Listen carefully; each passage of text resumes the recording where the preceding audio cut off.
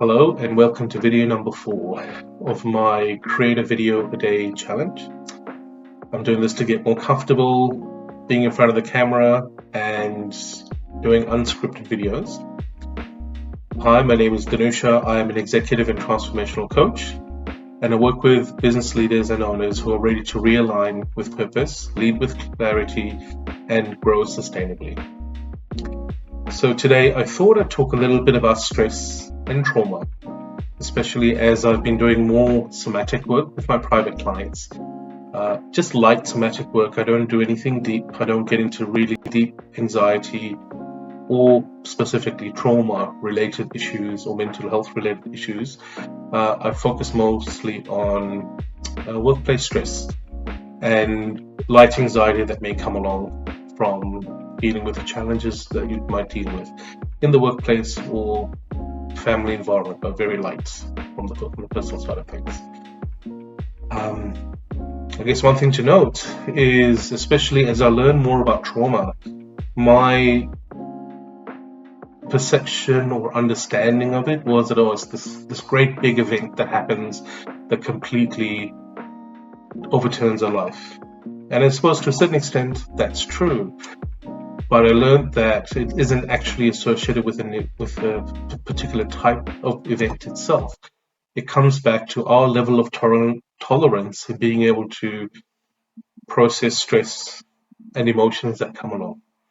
We all have a certain band of tolerance. Everyone is different, depending on our natural ability and our upbringing, I suppose.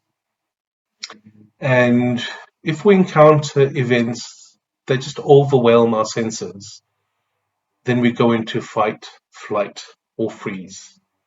It could be as simple as someone yelling at us in the workplace. Right? I personally have experienced that.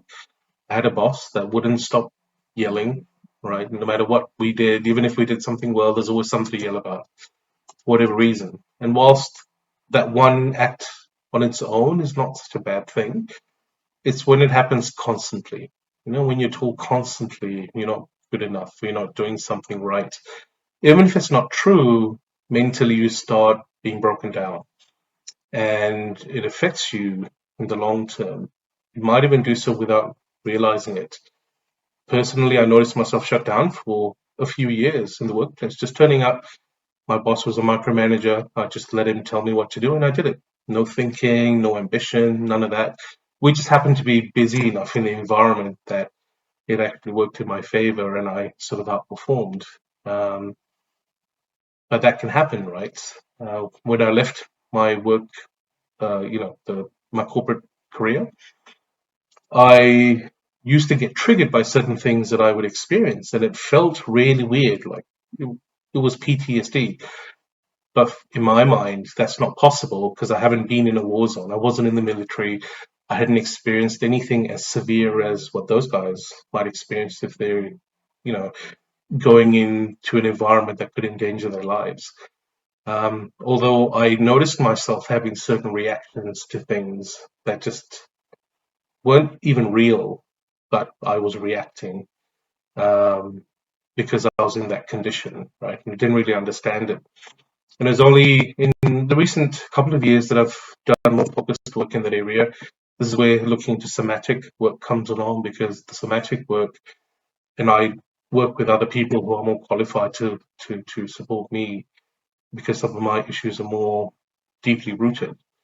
It allows me to process things without having to think about, without having to understand it. Right? I really actually hate going into trying to figure out the past, and that's part of the reason I became a coach, because we look forward. Right? We might have an awareness of something that happened in our past. We explore the relationship with it, and then we look at how we're framing that relationship. But mostly we then ask ourselves, well, what do we wish to do about that looking forward, right? And I have tried different things, and the one thing I've always not liked is to try and dig up the past and try to make sense of stuff that I really don't remember. And I know that there are certain things that I absolutely cannot make sense of in my mind, even though I know the right way to behave and how I should respond, but my body has like an involuntary reaction or response to things that seems to be out of my control. So I look to somatic work to help me process things, allow my body to process things without having to make sense of it in my head.